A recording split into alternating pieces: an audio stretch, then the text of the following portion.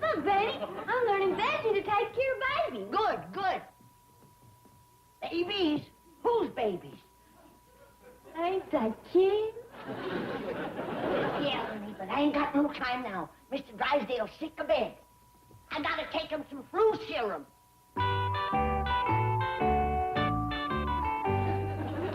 No, Bessie. You done burped him once. Out of my way, medical emergency. What you looking for? My flu serum. Mr. Drysdale's come down with a bad case. I didn't know you had a flu serum. Of course, I just run off a new batch last Friday. Are you talking about your corn squeezins? I'm talking about the greatest all-purpose miracle medicine ever developed. Possum Ridge penicillin. Also known as white lightning. Folks call it lightning because it gets into the bloodstream twice as fast. Now, I had a jug here. Now, where is it? Well, I never go near the stuff. Unless I want to strip paint or blow stumps. Fine thing. A lifetime of medical research down the drain. Yeah, it's dandy for unclogging drains, too. I ain't got time to stand here arguing medicine with a layman. I gotta get my flu serum over to Mr. Drysdale. He's burning up with a bad fever. Well, if he drinks that stuff, he'll bust into flame. I'll get a jug from my root cellar. Doctor tries to serve humanity and all. And put that jug down.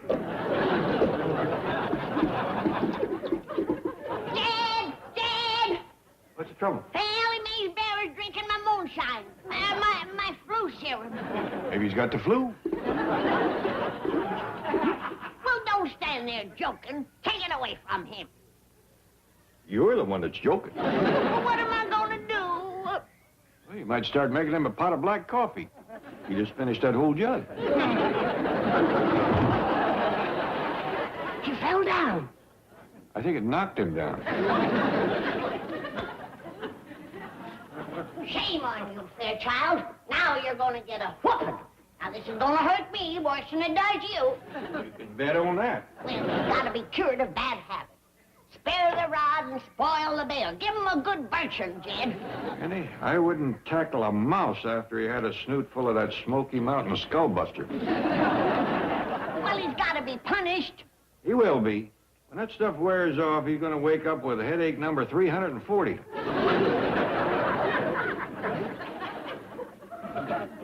Look, Jed, he's leaving.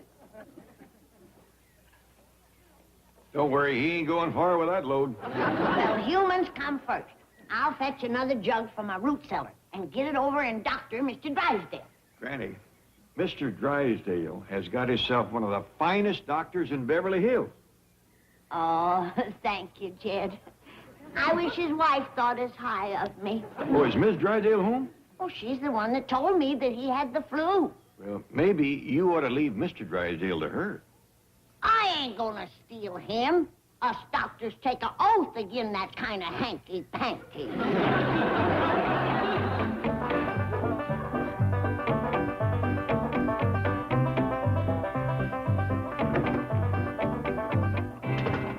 I spoke with Dr. Kleiber. Yes? He has the lab reports back. And? He says that what Mr. Drysdale has is just plain, old-fashioned, common, ordinary flu.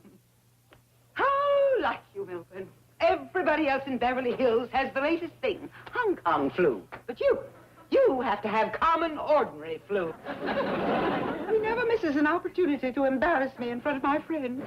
Margaret, I have a fever of 102. Mr. Van Ratzenhoff has the Hong Kong strain, and he has a fever of 104. But you never rise above the ordinary. How can I face my bridge club and be snubbed by Mrs. Van Ratzenhoff? I'll just have to stay home. Oh, no, please, not that. What'd you say? Margaret, believe me, I didn't get this flu on purpose. You probably got it from associating with those dreadful hillbillies. If it's common, they've got it. If it will take you off the hook, I'll try to let it go in pneumonia. Promises. All the money we spend with Dr. Cliburn, you'd think that he could have spared me this disgrace. Perhaps you can get him to change the diagnosis. Too late for that. By now, his nurse has blabbed it all over town. Wait, Claude. Don't go near Daddy. You'll get germs. Milburn, stop breathing. Mrs. Joyce! Quick, Miss Hathaway, take Claude. It would be just like Milburn to give him some of his bourgeois germs. He's never loved Claude as a father should. Too late for pretense, Milburn. It's just common flu, and by now everybody has heard about it. Claude and I will be in our room, under sedation. Speaking of sedation, Chief, Dr. Cliburn says you should take something to make you sleep. Oh, yeah, there's a bottle in the drawer. Would you like me to stay here and look after you? No, you better get down to the bank. With both of us gone, those goof-off employees will stretch their lunch break to a half hour. You put a stopwatch on them. Flog the first offender. And hit him where it'll show. Congratulations, Chief. You're on the mend. Yes, who is it? It's the doctor. Howdy, Miss Jane. Hello, Granny. Now, cheer up, Mr. Drysdale. I'll have you well in no time. Granny, I'm under the care of one of the best doctors in Beverly Hills. I'm glad I've got your confidence. Just relax. I bring you some flu serum. I'm going to give you a shot. That thing? Oh, no. This is what you use for a shot. This is for tapping elm trees. Tapping elm trees? Nothing eases the tissy like slippery elm ooze. This is my flu serum. Now, I'll pour you a shot. No, Granny, I'll... Well, all right. Now take one every hour until the fever breaks. I'll be back to check on you. Try and get some sleep. I'll go with Granny. Sleep tight. I will if I drink this stuff.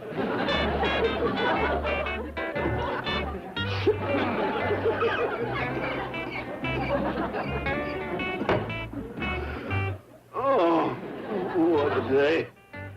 What else can happen?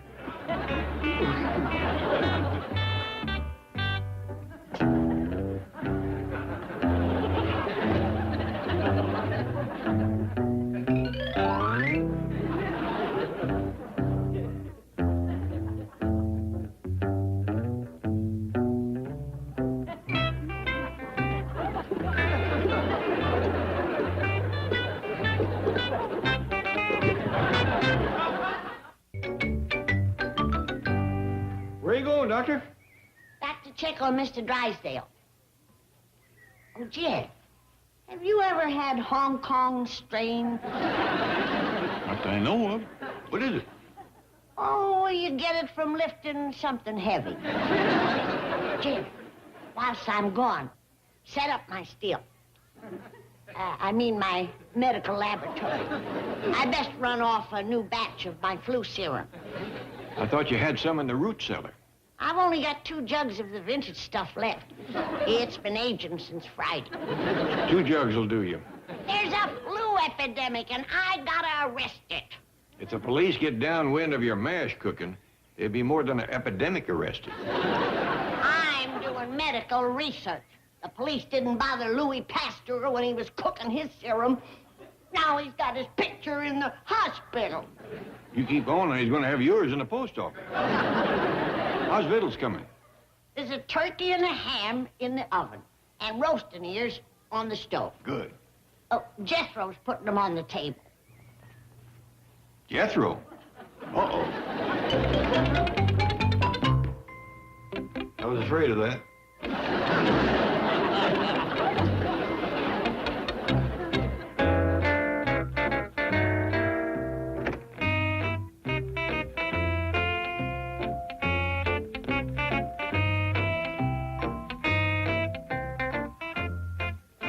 Oh, my. He's sleeping nice and sound. That Smoky Mountain soothing syrup sure done its work.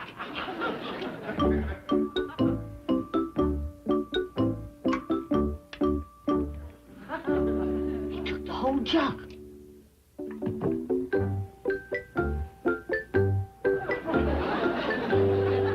heart's still beating.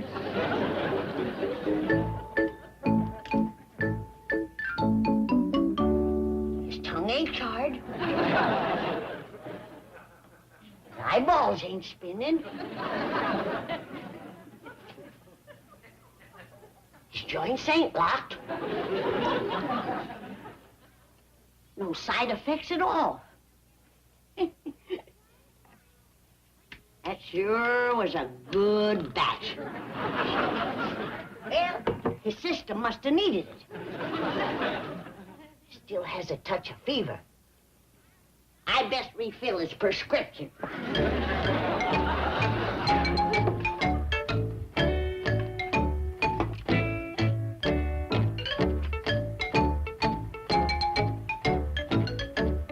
I forgot to see if he had a strained Hong Kong. I'll ask him when he wakes up.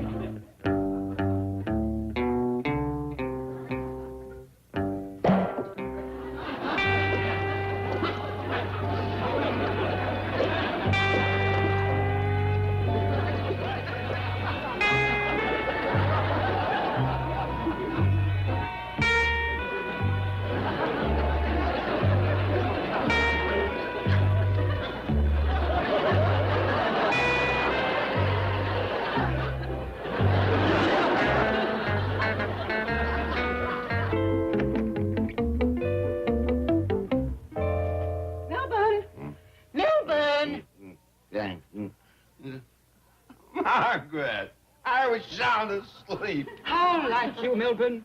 You sleep while I suffer. Suffer? Your common flu has made me a social outcast. Has your fever gone up? Do you feel any worse? No. You're not trying. Were you in here wearing a black fur coat? Of course not. Well, I thought I saw something big and furry standing beside my bed. Milburn, maybe your fever has gone up. Maybe you're delirious. It seemed to be snorty, slurpy, growly. Yes, yes. And then it kind of floated across the room. Milburn, how wonderful. You're sicker than even I dared hope. I'll call Dr. Carbon and demand a retraction. I'll get him to issue a new diagnosis. Maybe he'll even put you on the critical list. That'll show Mrs. Van Ranserhoff that there's no common flu in my family. To a devoted wife, wherever you are.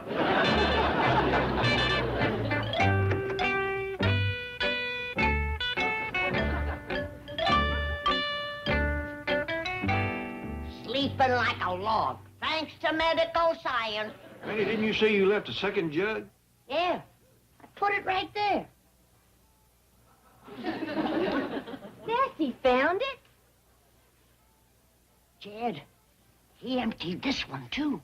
He's still breathing? Of course he is.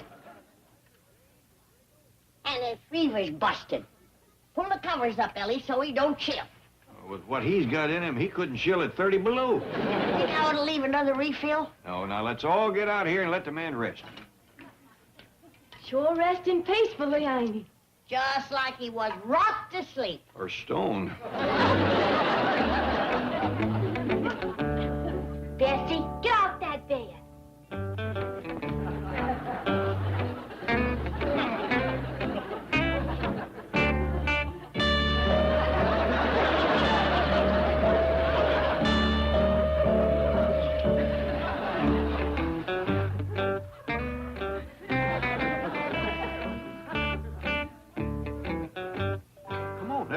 Well, you reckon we ought to stay and see he don't get out of bed?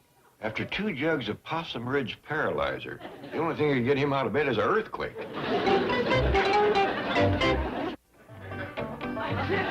Milburn. Milburn, wake up. Good news, darling. Dr. Cliburn wasn't in, but I talked to his nurse and told her about your hallucinations. She thinks you may be suffering from some rare disease. What? Now I can go to the bridge club with my head held high. Just wait till Mrs. Van Ranserhoff starts bragging about her husband's Hong Kong flu. I'll simply annihilate her with your symptoms. Mother will be the envy of every woman there. Let me sleep.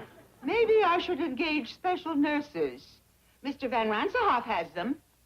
I saw a nurse. What, dear? I saw a little nurse. She was about this high. She was standing on my chest. Reuben, how fabulous! You've redeemed me socially. I shall completely dominate the conversation at the bridge club. Be sure to call me if you get any worse. Oh, and darling, promise me you'll not take anything for it. Did we leave that door open? Not that I recollect. Reckon we got prowlers? You women folk, wait out here. I'll go take a look around.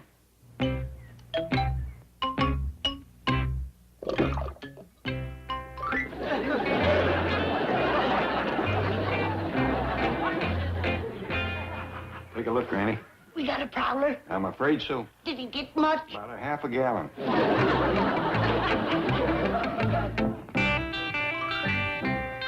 It's that boozing bear again. I'll learn you to drink. I think he's got the hang of that already. Hit him in the nose, Jed. Make him let go of that jug. Then who's gonna make him let go of me? Fairchild, shame on you. Put that jug down. What's got into you anyway? The last of my flu serum. That's what. You never used to behave this way before you went to Hooterville with Mr. Drysdale. She's right, Jed. It's Mr. Drysdale that led that bear astray. Mr. Drysdale ain't a drinking man. 2 jugs in 2 hours don't exactly make him a teetotaler. I thought you give him that for his flu, Doctor. When you take it by the dose, you're a patient. When you take it by the jug, you're a drunk. Fairchild won't get no more, Granny. I'll have Betsy watch it. Too late. The whole town will come down with flu. There's a bear and a banker that won't.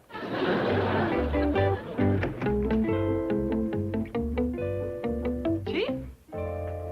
How are you feeling? A little better. How are things at the bank? Oh, just fine. The employees sent you a potted plant. Oh! There, you see, I'm a strict disciplinarian, but they love me for it. Hey, that's poison oak. Throw it out. Throw it out. That's the thanks I get for pampering them. Chief, Ellie's bear is climbing this tree. Quick, close that door and draw the drapes. That rotten bear. He's been drinking again. Drinking? Yes, every time he gets a snootful, he comes looking for me. He's one of those sentimental drunks. What does he drink? Granny's White Lightning. He got hooked on it when we drove to Hooterville. That's how I caught this lousy flu. Sleeping on the ground every night. Why didn't you check into a motel? With a drunken bear? Where did he get the stuff? Jethro put a dozen jugs on the old truck for fuel. He dressed up the bear to look like a hippie so he wouldn't attract attention. What a nightmare. What? You mean I'm under arrest? That's right. What for? What are the charges? For a starter, hauling moonshine. Now, look, Sheriff, you've got it all wrong. I just use this stuff to run the truck on. You mean you use the truck to run this stuff on? Keep your voice down and put that corn whiskey away. If he wakes up and sees that jug, he'll go for it. You mean you let that bear drink? Try and stop him. He's sleeping one off now, and when he wakes up with a hangover, ooh, he's mean. I had to spend the night in the same cell with that hairy lush. Now, Mrs. Van Ranserhoff, you can see for yourself. My husband is suffering from a rare and exotic disease. Nothing so plebeian as the Hong Kong flu. Dear Bud, tell Mrs. Van Ranserhoff your marvelous hallucinations about the large, furry creature and the tiny little nurse that stood on your chest. Could these be his marvelous hallucinations? Melvin, what is the meaning of this? Where did these creatures come from? They come from our house. Shoo! Get out of here! And I'd appreciate it if you'd make your husband stop luring them over here to his drunken parties. Well, and who are you? I am Mr. Drysdale's doctor. She's not my husband's doctor. She's our next door neighbor.